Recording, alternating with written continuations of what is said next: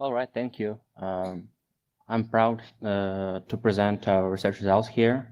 My name is Eugene, and I work at EuropeScan. So in EuropeScan, we do a bunch of security research in the field of ERP security and business application security.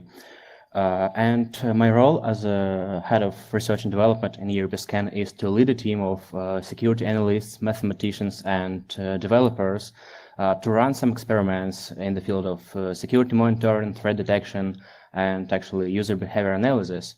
And then later on, our experiments may get into the main project. So the purpose of this talk is to show you how to use machine learning and some other interesting things to solve security problems. So I want to motivate your experimentation rather than to teach you some mathematics of machine learning. And I hope you'll see that it's not rocket science and you can apply it to some tasks at your work or at home. So it's not a security talk about machine learning. So it's a security talk about machine learning. So it's not a machine learning talk about security. And I will simplify some machine learning concepts so we can focus on security. And I also simplify some threat model stuff so it's easier to follow. And another note is that I'm presenting the results of like research projects, so it's not about production, so we don't care about scalability or performance for now. So we work in ERP security, and my presentation will be in this setting. And if you don't know anything about ERP security, it's okay, because most people don't, and that's the problem. If we think about the traditional measures that companies implement to cover to run some security initiatives, it's mostly about infrastructure and not about some business security processes. And big companies like with the dozens of thousands of employees, they most likely have these ERP systems. And ERP system is a business management platform where actually all business processes are happening. So companies control everything they have there, assets, data, and so on. And you can see this is like an example of modules that we have in ERP systems. And you may see that if we compromise sales and distribution modules, we can get some pricing data, and companies may lose some competitive advantage. Or if we compromise financial accounting modules, we can execute some financial transactions that are fraudulent, so we can get some financial profits. And if we break into production planning or plant maintenance systems, we can disrupt some SCADA processes. So it's really a critical system, and it's traditionally overlooked. So that's why it's a great target for cyber criminals. And since all users in these corporations are forced to work inside these SAP systems, it's also a perfect place for user behavior analysis. And I don't even have to provide you any numbers from the breach reports to tell you why the majority of security incidents happen. So you know that it's usually a result of non-patch systems, absence of security monitoring, as well as compromised accounts and malicious insiders themselves. So cybercriminals can use spear phishing or social engineering to hijack user accounts, or simply bribe insiders so they perform some deliberately malicious activities. So users are the main and easiest attack vector nowadays. So that's why we need to shift our security analytics from infrastructure to users.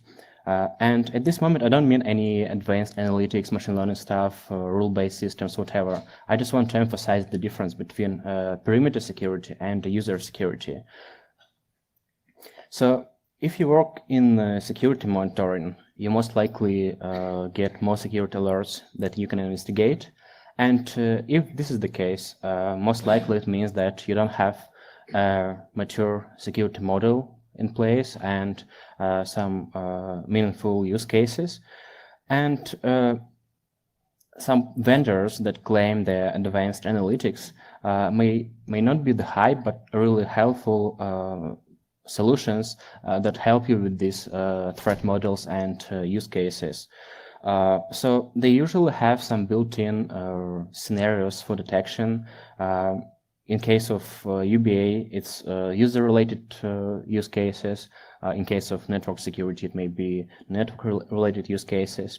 So my piece of advice is to consider these tools like extra level of analytics on top of your CM system, and CM would play a log management role, not a security analytics role.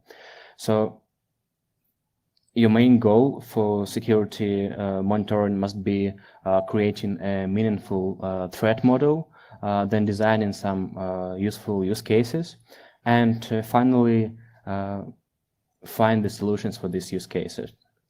So you don't look at CM alerts, but you look at like this analytic solution alerts. This like additional filter. And another point about traditional security monitoring is that it's usually security focused, and it's rarely enriched by business data. Like when we have a lot of information about servers, different applications, then we can find that we can correlate it with our alerts, and we can prioritize some alerts for more important systems. And for UBA, there are a lot of systems like HR systems, CRM, Active Directories, and so on, that give us a lot of useful details to build some meaningful user behavior context. And the final thing I want to mention about UBA is that it's not the same as fraud analysis, because UBA is mostly about facts in a technical context, and fraud is about some malicious intentions in a business context. So to build user behavior analytics solution, we need to create a user-focused threat model, then define the most important use cases, or we can call it threat scenarios. Then we need to identify data sources, including non-security data like CRM or HR systems, and we build the user baseline, the user behavior context from these data sources, and finally we monitor deviations from the baseline. And talking about machine learning, you know that most attacks nowadays are almost fully automated, and it's not longer a manual work for cyber criminals. And large-scale attacks have been automated for years, and I'm not even saying about like machine learning weaponizing. So it's not longer efficient for humans to create rules and signatures, because we'll only respond to attacks after it happens, not before. And the main goal for defensive security must be to learn what is good and detect some unknown attacks. So we still need a lot of human expertise in these machine learning driven solutions, and I will show a lot of examples about this later on. But anyway, it's obvious that machine learning stuff can help us to build some self-adjusted dynamic behavior patterns. So we can get some behavior profiles of networks, servers, devices, and so on.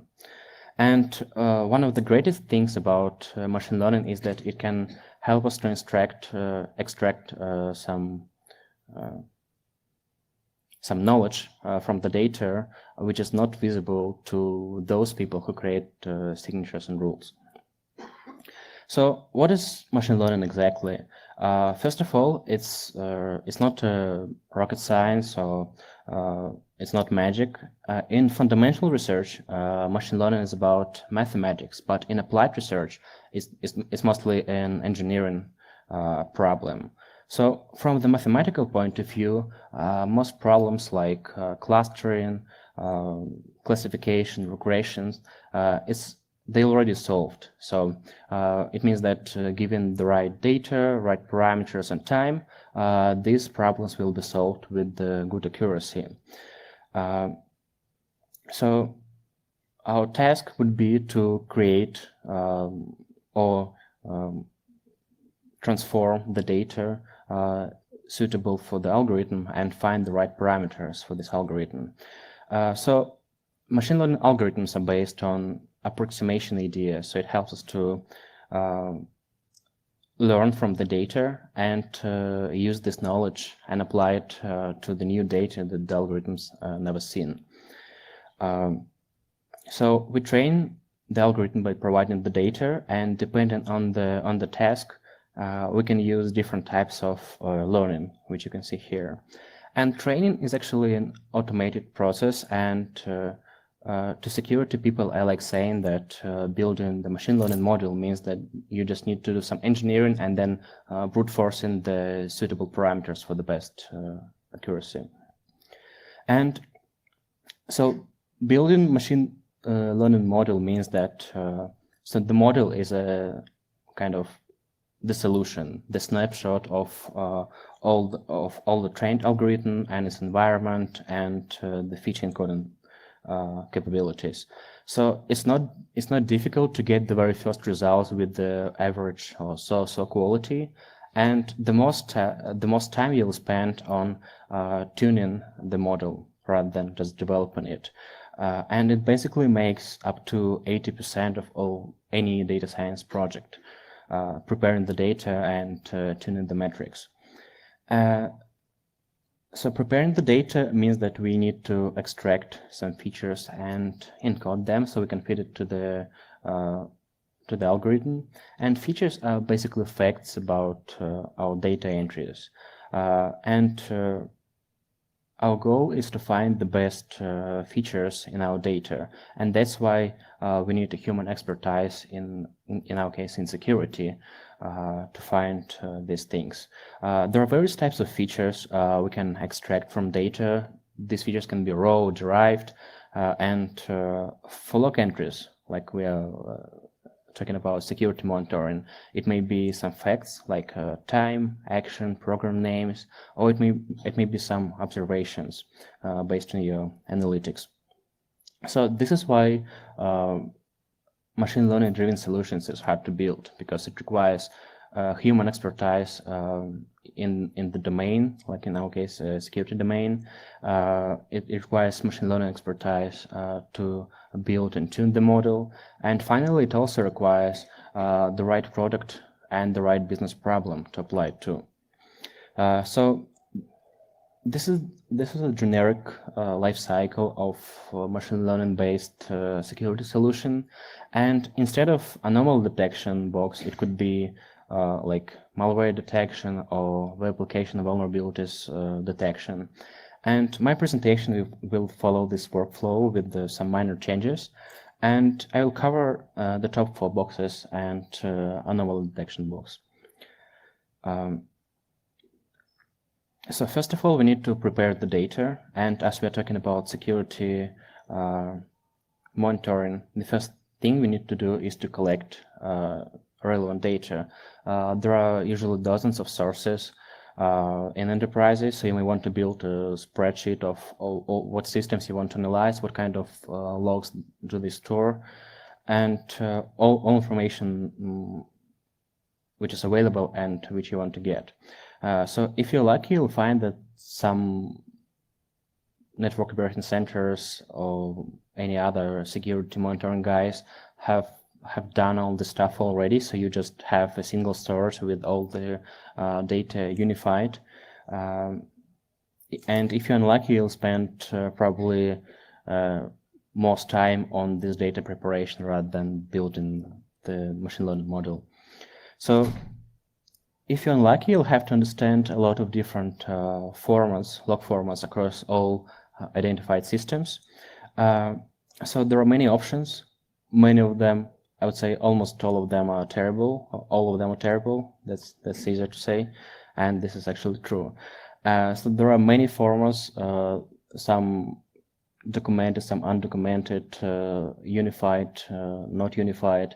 The thing is that you work with the sources from every example from this list, and it's really a mess. So you just don't give up. It will end sometime soon. So that's okay. Then to normalize data, you need to understand all the pieces of information you have in these logs. And for user behavior analysis, you must know when, who did what, where from, where to, and on what, like on what asset. Then all these fields must be identified across all log formats. You must unify the fields, and actually there are several options. So you can see that these are the scenarios. You can build a special tool which will sit outside of the model. You can build it as a built-in converter, and you can use some infrastructure for this task. So actually it depends, depending on scenario, you or other guys will do it. You can outsource it to monitoring guys, for example. And finally, you must check if there are any duplicates or missing fields in the data. For duplicates, the most common scenario is when one action generates several options, like when the user signs in and actually provides just passwords and presses enter, like several events are generated, like the user login, the password check, and so on. So we may want to prioritize them and maybe exclude them from the analysis. And for missing fields, the most common scenario is when a web server doesn't identify itself in the log files. So basically, after you collect several log files from different servers, you don't know, looking at the logs, where you get this log from. So during the normalization and enriching these log files, you need to add some missing fields. So for the sake of this presentation, I will only demonstrate this with just one log file, which is the most relevant and rich with data.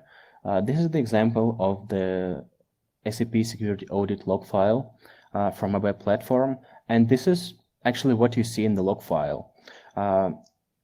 So this is just one log, so this is just one line. There are no log entries here. I mean log lines, just one line. Every 200 bytes is the new log entry.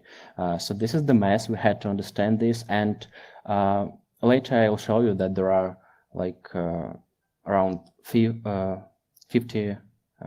log formats in SAP, and most of them look similar to this. So we spent many weeks to understand and to normalize and to convert all this data to unified format. So here we have 5 events. This is the before and this is the after. So these are exactly the same events with some less important fields missing. So at this moment, if we went through all the steps for every log source that we have, we may have good enough data sets. And now it's time for security analytics. Business applications usually collect information about internal processes for user activity analysis and for some debug reasons. So these pieces of information provide some valuable context-related information. And this is what almost every application will have in their log files. So if you find the log files without this data, probably it's not log file or some random stuff. So ERP systems are very complex, and they have several platforms with dozens of modules and hundreds of business applications. And this is a crazy combination because some applications dated back to like 20 years ago, or maybe they're older than me. Some applications have been acquired from other companies, and they also have new developments. So obviously there is no unified security login mechanisms, no unified formats or name conventions. So we have identified over 50 types of information in the fields across all components in SAP systems.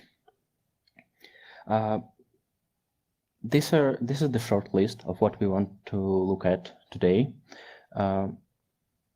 So this will help us to analyze various types of user anomalies. We can build multiple models for user behavior analysis and discover different scenarios. So you don't have to put all your data features into one model. You can split scenarios by models and by algorithms. So for this presentation, I will just use a small set of features so we can focus on the process rather than on this data mess. So now we need to build a threat model and use cases for our solution. So we have designed a threat matrix with categories, classes, and scenarios. And the idea is that categories tell us why we want to detect it. Then classes tell us what exactly is going to happen.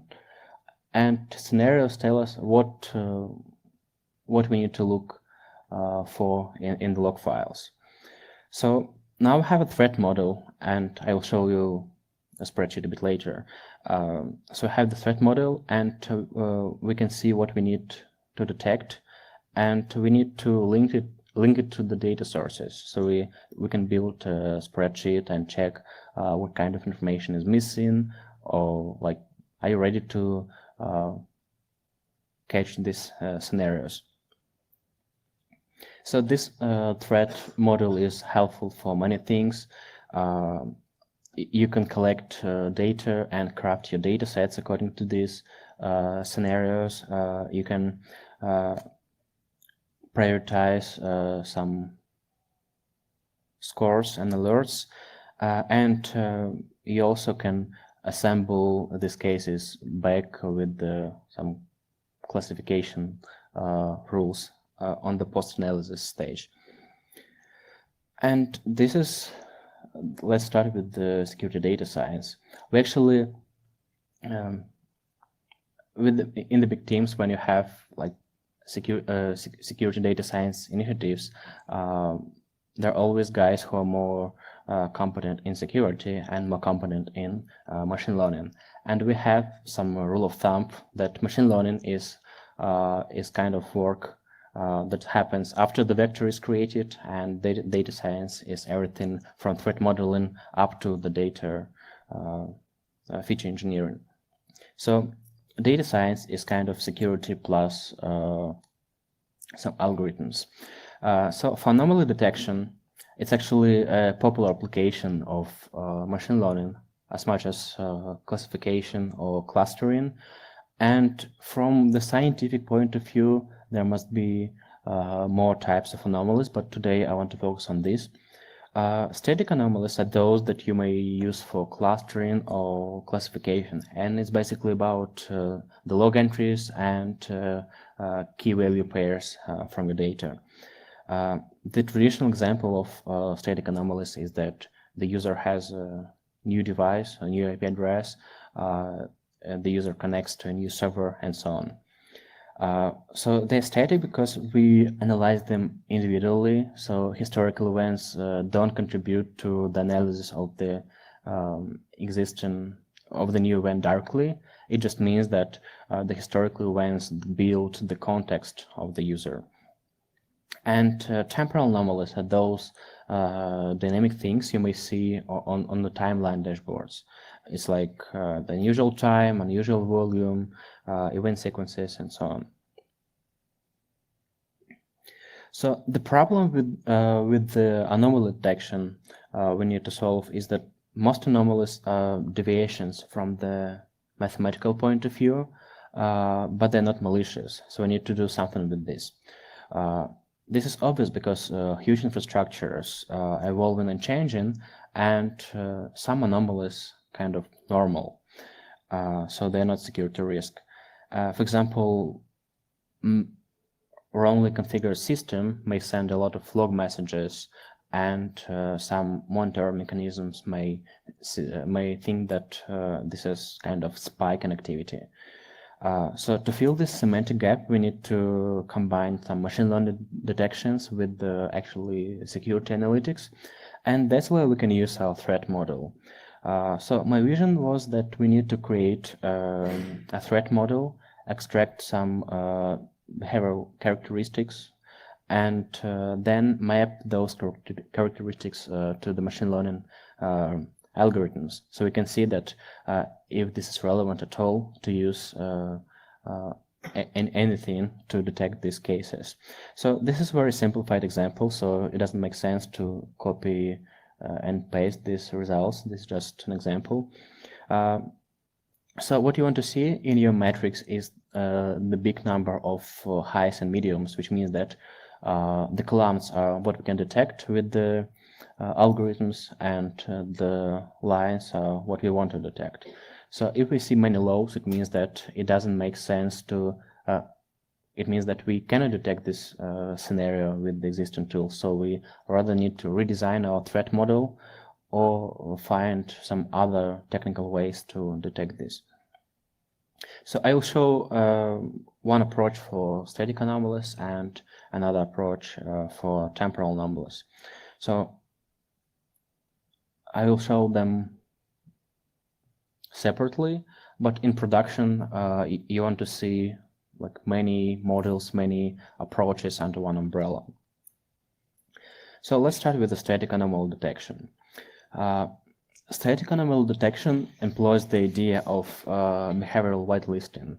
It basically means that we collect all information about all user parameters from the historical activity, and then we match that data, the new data, with the historical context.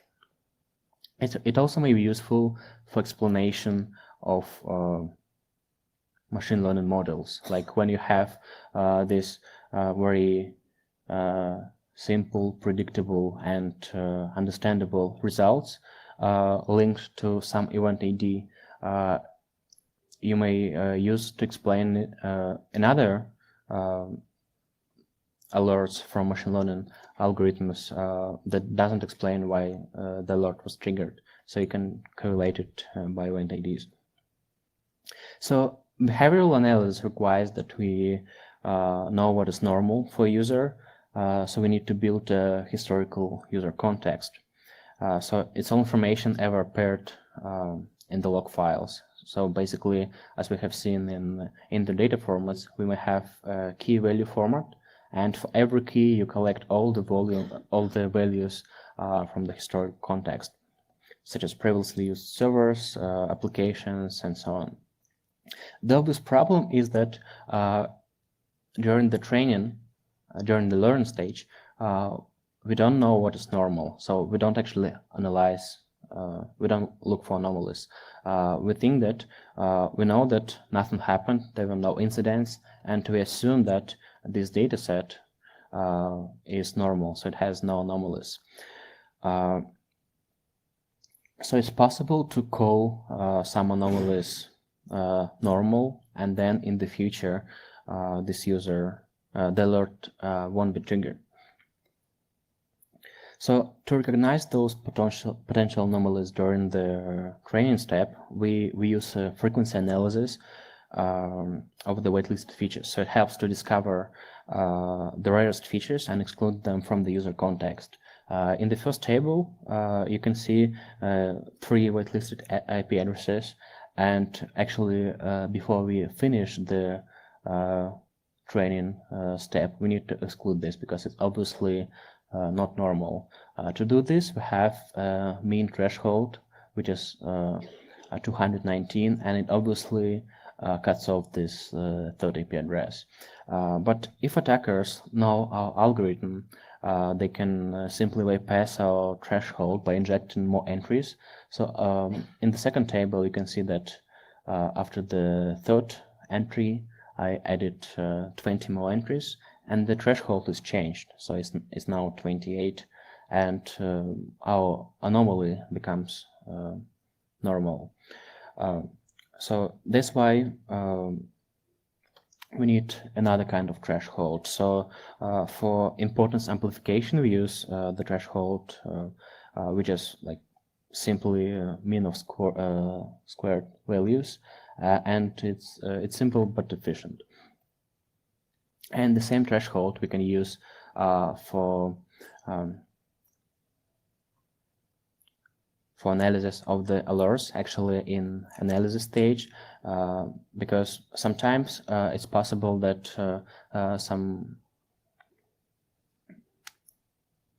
you didn't get enough data to cover all scenarios, or like the data set that you have for a specific user isn't relevant because in this month the user was in vacation and later he changed his job.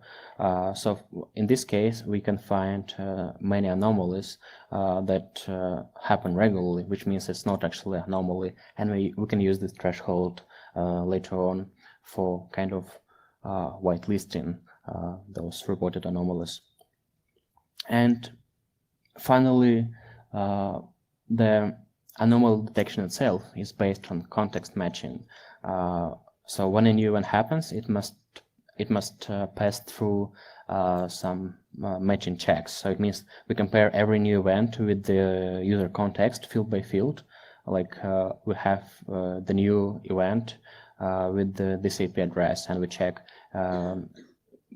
does the user has this IP address in the list of whitelisted IP addresses. So it's pretty simple but efficient, and every mismatched field gets an error score.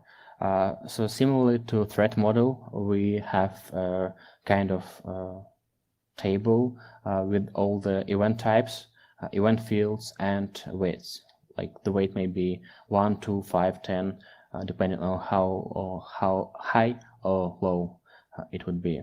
And if the user has two anomalies in IP address and in a server, like he never used this IP address for his device and he never connected to the server, it means that we have two anomalies, and the total event anomaly score would be the combination of these two. And then for actually analysis, we prioritize users for investigation by a total user anomaly score, which combines all events of this user for a specific time frame. Like users are prioritized by the total user anomaly score for the day, for the week, for the month, or whatever. So this is the simple idea of static anomaly analysis. And for temporal anomalies, we can use a more advanced approach. So basically, to detect temporal anomalies, we need to establish a normal behavior baseline with the different means. We need to train our algorithm to predict normal user actions and actually analyze and correctly predicted actions. So first of all, we need to start with the feature engineering, which includes feature selection and feature encoding. As I mentioned, we have security audit log, and this is the example. So let's take a look at this and see what defines the action. Well, obviously, the time is needed to understand the dynamics and the order of the events. The action is needed to understand what is actually happening, and some context may help us to see what the context of the action, like the program name, the table, and so on. So in our model, we want to predict a user action, and these are the fields that may be useful for this model. We can build many other models that use other data fields, like we can build models for account sharing, so we'll focus more on devices and servers rather than actions, for example. So these green things that I highlighted are actually features, and the group of features combined together is called a vector. So vector is a mathematical representation of our features in the form of matrix. So in this case, we have 1 by 3 matrix, and this is sent to machine learning algorithm.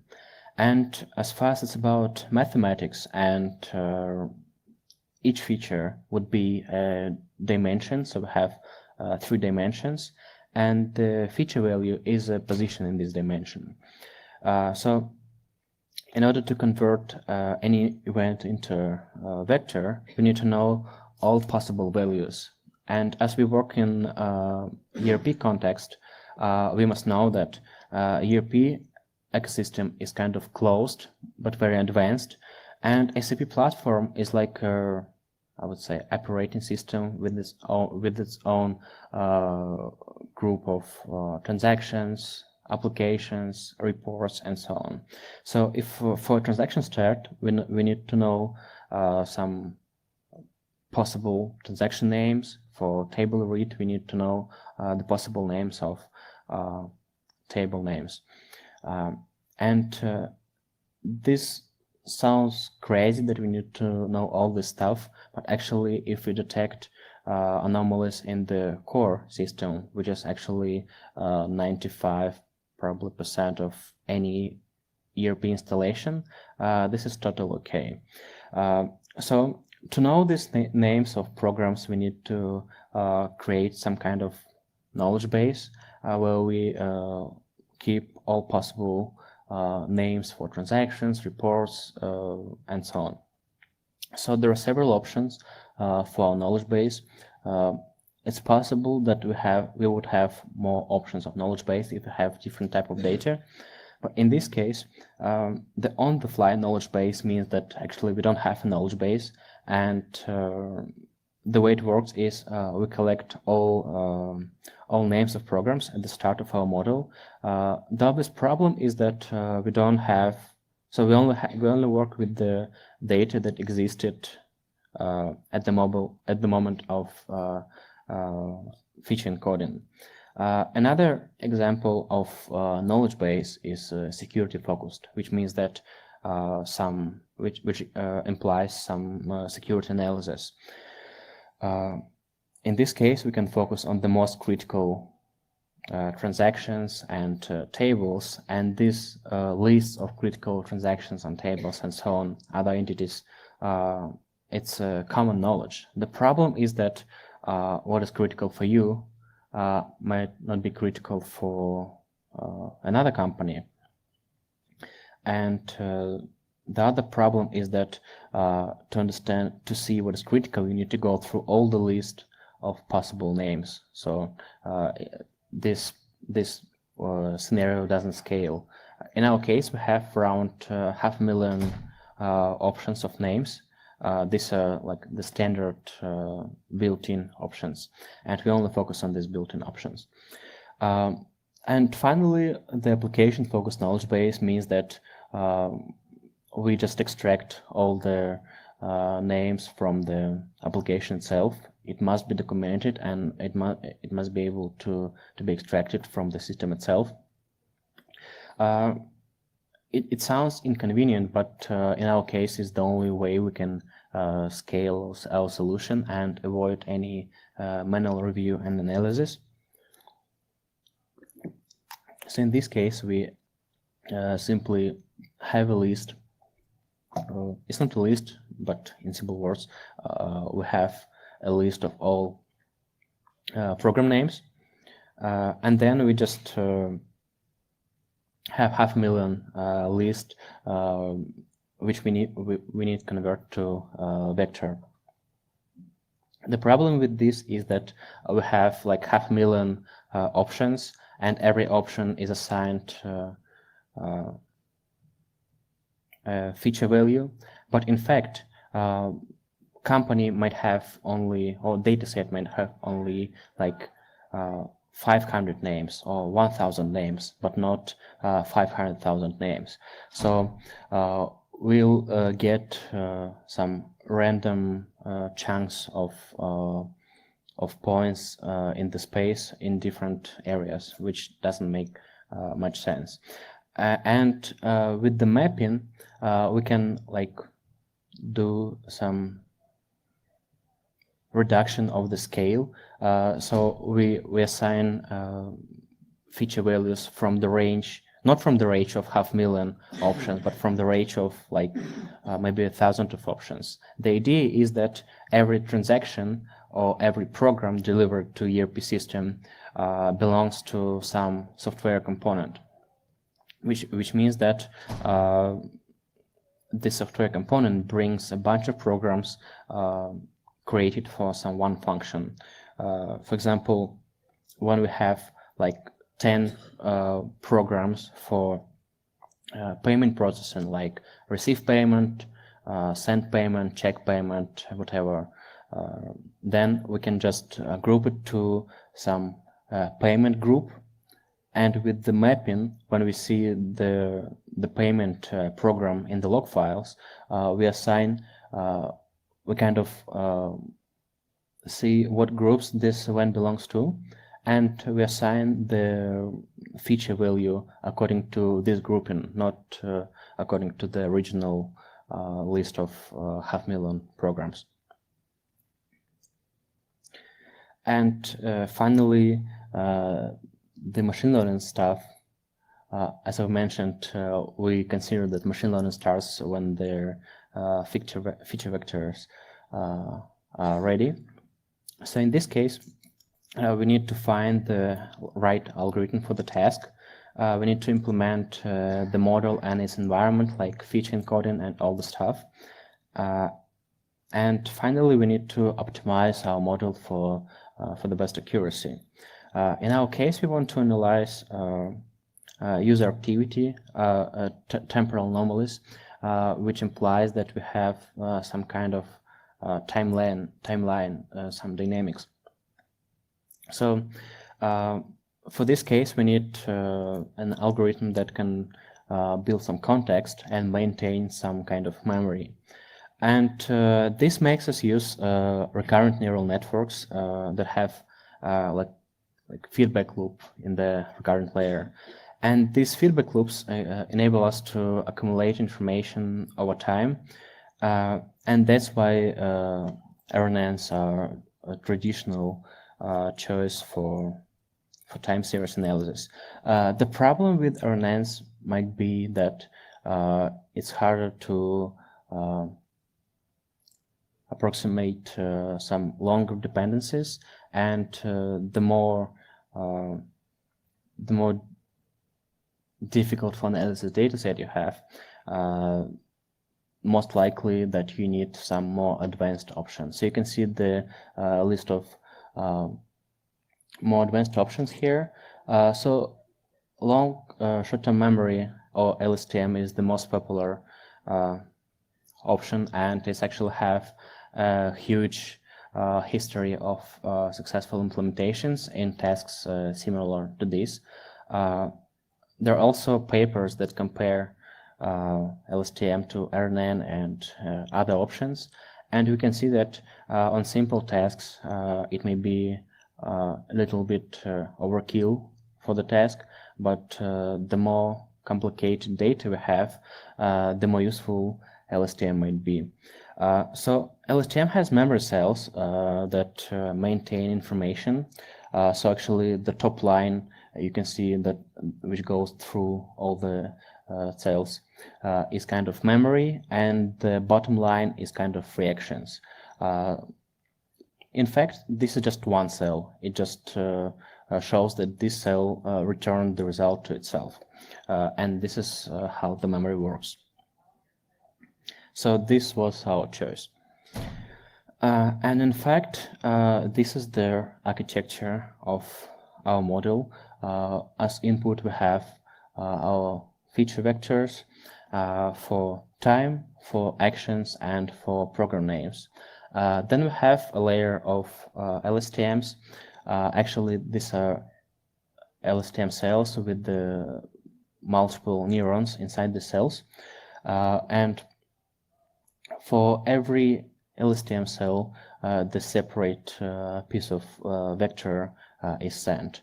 So for time LSTM, we have, for example, maybe 16 neurons, because we don't need huge memory for the time prediction. But for actions and for programs, as we have huge knowledge bases, we need some more memory. So in this case, we have like maybe 200 something neurons in these LSTM cells. And as we can see here, like the output of the LSTM cell is kind of reaction, and in our case, this is reaction of like 16 neurons or 256 neurons, and this all these reactions are sent to the final output layer that combines all this information and returns a single value. And this single value is a prediction. Like after this three events, what would be the fourth event? So when we build this model, we have a bunch of parameters that we can tune. Like these parameters are relevant to architecture. They also called hyperparameters. So these are global parameters that define a high-level behavior of a neural network. The data parameters is about how we cook our data, and finally, training parameters are about how we see the results and how we tune the accuracy, like thresholds, smoothing, or other things. So finding the best options for these parameters, partly an engineering task. So, like, you just need to try several options and see what works the best. So I want to show you what we found the most useful things, and they're mostly related to data rather than to some machine learning native parameters like architecture. So first of all, as we detect user actions, we want to look at sequences of events.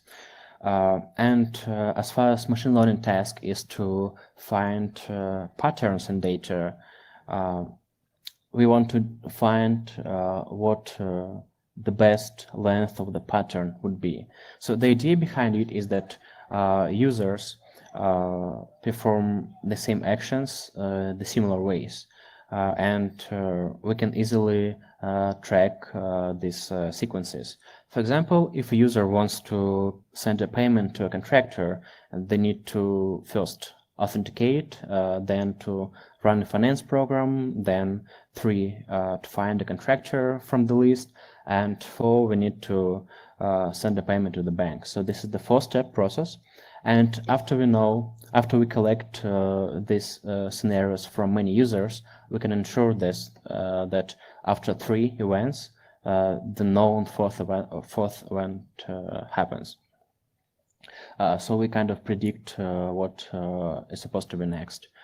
And obviously, for the long sequences, it may be harder to find the sequence length, but it doesn't mean that long sequences are bad. There are many types of users. So actually, there are three main types of users. It's regular business users, like privileged users, like system administrators, who may occasionally run some multiple actions, and there are service accounts that are actually automated or scripted accounts, and they may have like thousands or tens of thousands of events per day, and we also want to find anomalies in their behavior, because one of the most common attack vectors is that you have a bunch of standard users with the default passwords, and they are used in production, but passwords are not changed. So the human may sign in with this account and perform some activity. So we must find anomalies in sequences, maybe of dozens or hundreds events. So that's why you need to get the right sequence length for a task. The next thing is about knowledge base. As far as our feature vectors are points in the space, we need to organize them, kind of group them in the space, because it's very critical for us as we define the anomalous events based on distances in the dimension. So our threshold is distance based. And in our case, we had several options how we organize our knowledge base. We can organize it by alphabet, by criticality, which is actually a security related thing, and by frequency. So alphanumeric way doesn't make sense because it doesn't place programs together based on their importance or criticality or business value. And users actually run a bunch of programs. And I don't think that one group of users will only run programs starting with A, and another group of users starts programs starting with B. So for prediction reasons,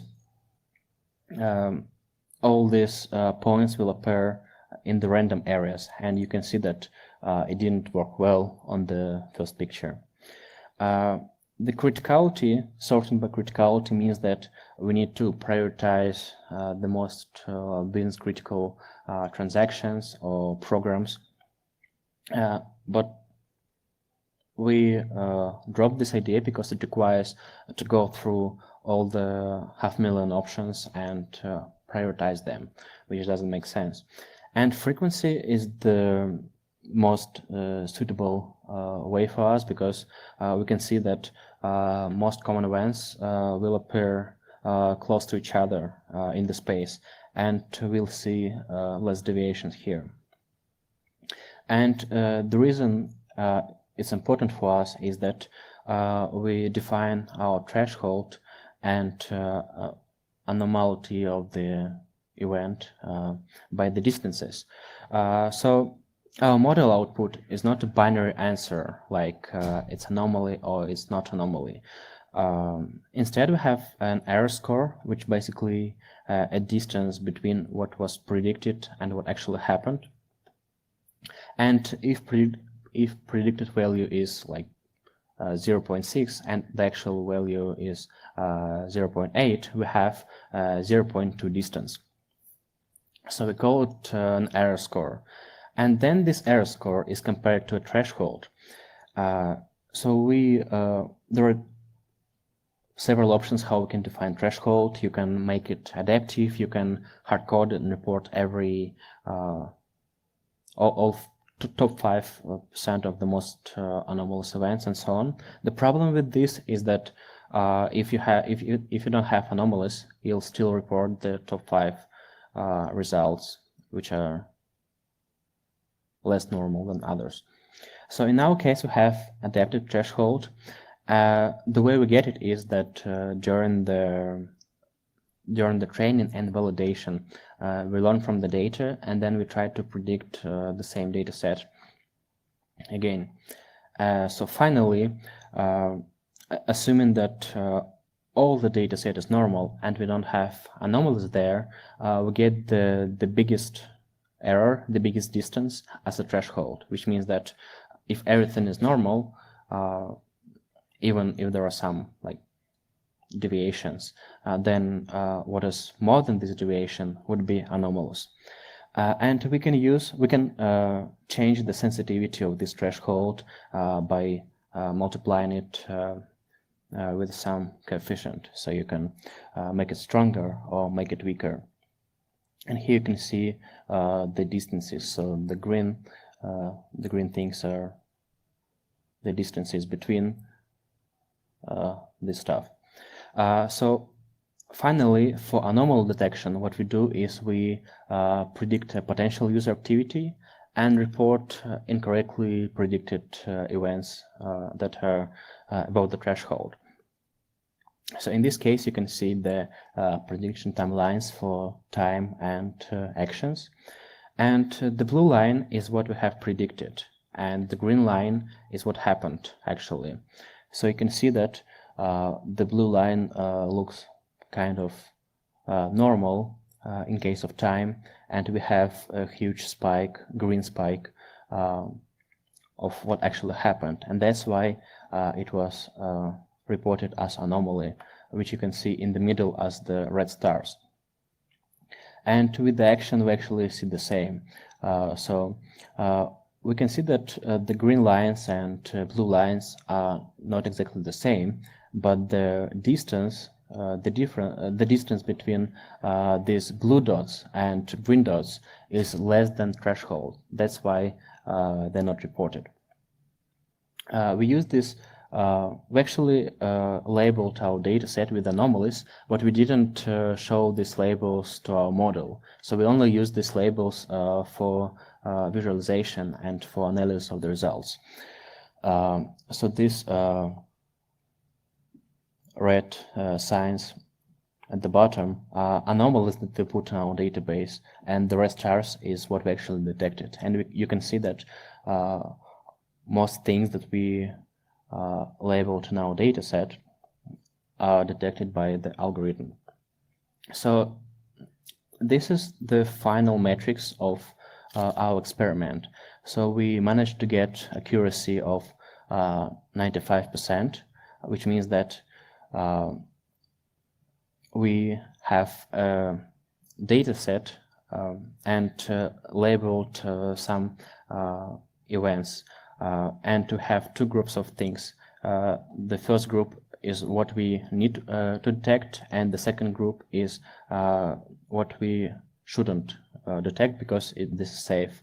So from their security anomalies, we have found 71%, and from the things that we shouldn't detect because they're safe, we called as safe 97% of results.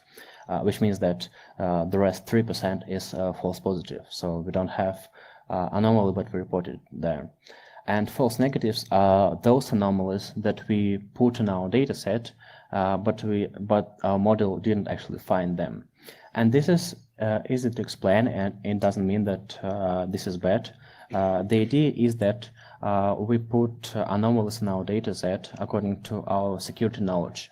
And many our labels are anomalous from the security point of view, but they're not anomalous from the mathematical point of view. And on the other hand, some things that we think are safe, they were reported by the algorithm because they were mathematical deviations, even if we think that this stuff is normal. Finally, as a conclusion, I want to say that as you can see, the machine learning stuff is not rocket science, and one of the most difficult things is about data and security analytics. So in our case, security analytics has more importance in the project than the machine learning itself. Then another conclusion is that machine learning driven solutions may be very useful, but they must help analysts to prioritize the alerts and to find some things for investigation rather than to replace those analysts. Then another conclusion is that we need to adjust accuracy and tolerance to false positive to a specific situation in a company. It's very similar to a traditional fight between security and usability. So in this case, you also need to find some balance. And finally, there is no any algorithm that solves it all. So we need to build a bunch of algorithms. We need to run many experiments, create many models, and put it all under one umbrella, so you can help each other to detect the right things. So that's it. Thank you. Thank you, Eugene. Any questions for Eugene? Neyolov? Oh, there we go. Just wonder, you mentioned you used the RNN algorithm for machine learning, in the machine learning algorithm for your cases. So just, I wonder why you choose, I mean, your company choose that algorithm for machine learning. I mean, is there other use cases using different machine learning algorithm? Yeah, so we use LSTM as the most universal solution because I'm showing you the example with some simple task, but actually we have much more complicated dependencies in the data. We have correlations between multiple logs, and we started with this algorithm as their most universal solution, and with the idea that once we know how it works, with the one case, we can apply this knowledge in other cases, so kind of transfer learning for humans. But yeah, I agree that there are many other algorithms, and definitely will try many of them because my department is responsible for experiments, not for production implementation. So if you're curious, you can sign up for the blog and follow our machine learning posts. Thank you. Any further questions? No? Thank you, Eugene. Please give him an applause. Thanks.